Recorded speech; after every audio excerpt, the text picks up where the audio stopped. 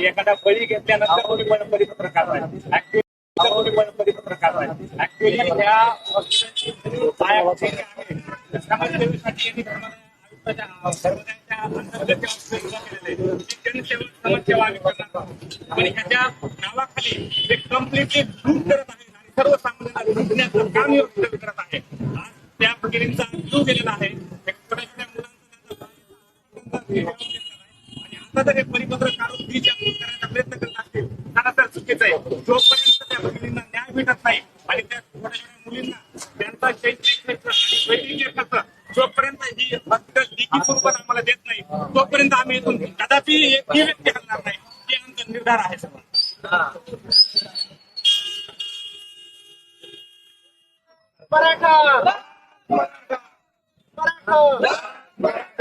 छत्रपती शिवाजी महाराज की जय भवानी.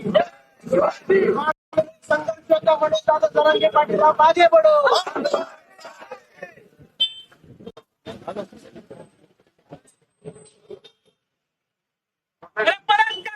परत करा.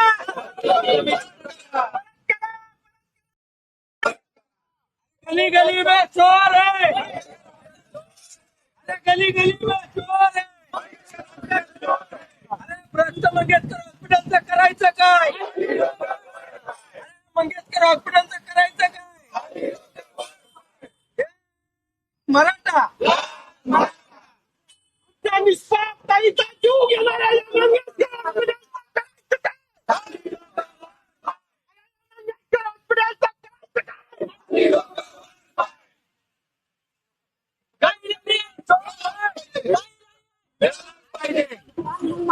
आईला न्याय. मराठा मराठा गली गली में शोर है. गली गली में शोर है. क्या जीव परत द्या. झाला घ्या जीव परत द्या. झाला घ्या जीव परत द्या. अरे मुझे हॉस्पिटलचं करायचं काय.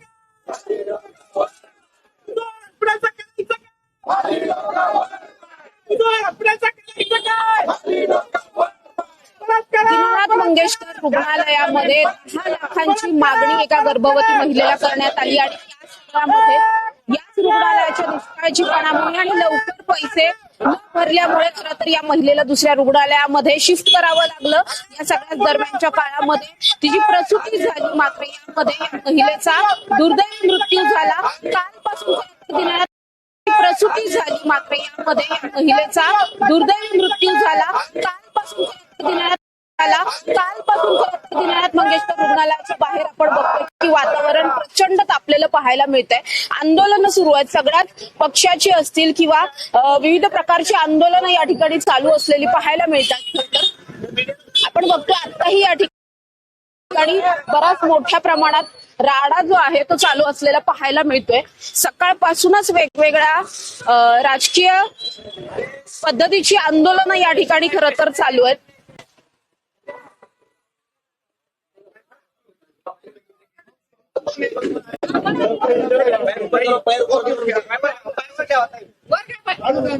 मॅडम सोबत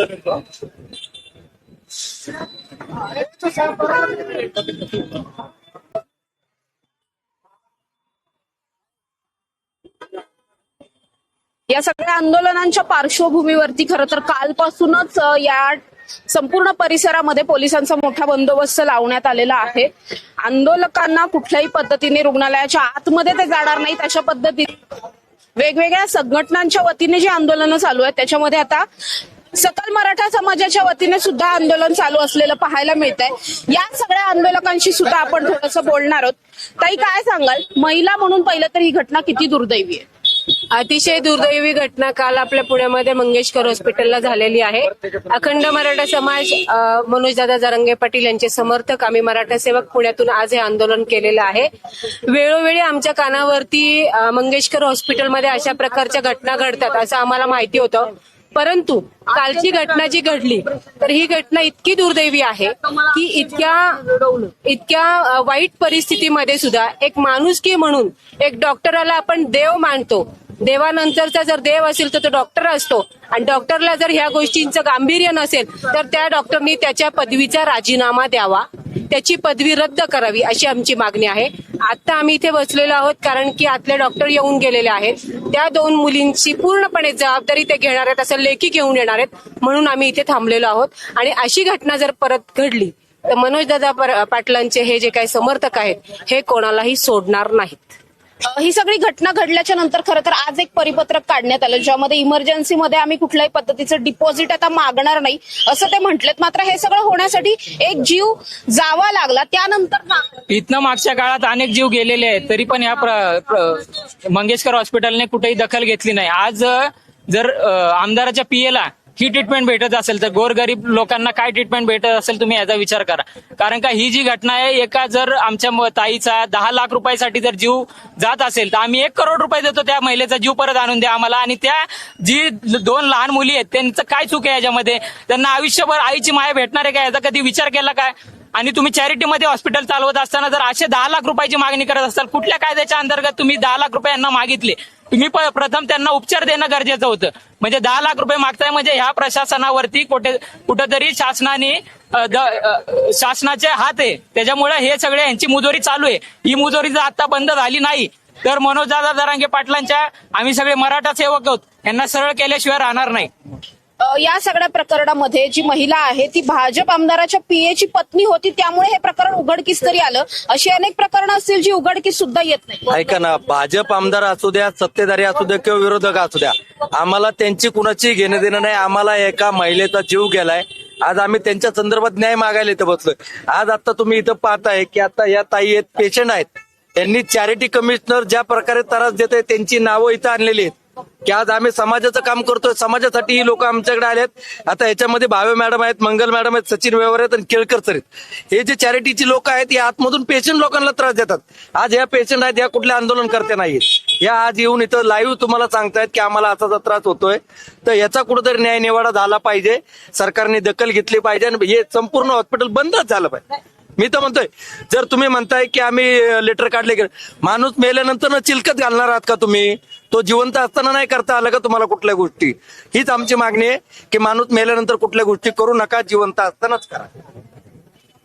या ठिकाणी हेच आम्हाला सांगायचं आहे की माणूस मेल्यानंतर ते आता म्हणतात की आम्ही पत्रक काढतो, आम्ही हे करतो ते करतो, पण एक निरपराध महिलेचा जीव या ठिकाणी गेलेला आहे. त्यामुळे आमची हीच प्रमुख मागणी आहे की जी घटना त्या दिवशी घडली त्या दिवशी जे ऑन ड्युटी डॉक्टर होते त्यांच्यावरती 106 प्रमाणे डेथ बाय डिक्लिजन्सचा गुन्हा दाखल झाला पाहिजे.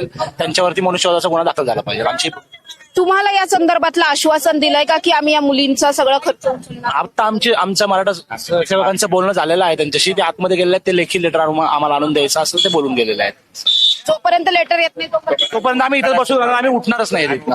जोपर्यंत लेटर येणार नाही तोपर्यंत आम्ही इथंच बसणार आहे. नक्कीच आपण बघतोय की खरं तर कालपासून ही सगळीच आंदोलनं जी आहेत ती चालू असलेली पाहायला मिळतात. आता जर आपण पाहिलं तर आताही या ठिकाणी हे सगळे जे आंदोलक आहेत ते मागे या ताईंचा फोटो तर आहेच, जी महिला या सगळ्यामध्ये मृत्युमुखी पडलेली आहे. त्याचबरोबर 10 लाखांची रोख रक्कम अशी लिहिलेली एक पेटी सुद्धा घेऊन आलेत की तुम्ही 10 लाख द्या, पण आता जर ही जी महिला गेलेली आहे आता तुम्हाला 10 लाख दिले काय आणि किती रुपये दिले काय या महिलेचा जीव परत येऊ शकत नाही. या महिलेच्या ज्या 2 नवजात जुळ्या मुली आहेत या जुळ्या मुलींना आपण परत त्यांची आई देऊ शकत नाही. त्यामुळे हे सगळं जे काही घडलेलं आहे ही अतिशय निंदनीय घटना आहे आणि किती काहीही झालं तरी आता या महिलेचा जीव परत येणार नाहीये. अर्थात या सगळ्याच्या नंतर आता इमर्जन्सीमध्ये आम्ही कुठल्याही पद्धतीचं डिपॉझिट घेणार नाही अशा पद्धतीचा एक अध्यादेश आज काढण्यात आलेला आहे. त्यामुळे अध्यादेश काढला ही चांगली. मात्र या सगळ्यामध्ये तनिषा भिसे यांचा नाहक बळी मात्र गेला हे तितकंच खरं. Camera person Nilesh, top news Marathi, Pune.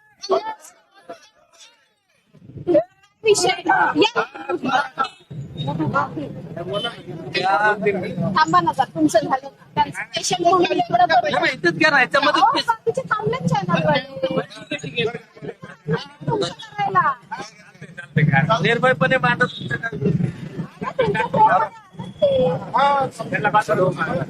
त्यांचा विषय तर मला सांगता येत नाही. एक पेशंट आहे त्याची पेशंट होते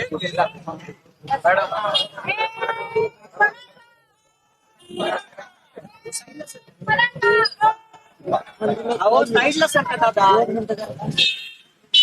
या साईडला सांगून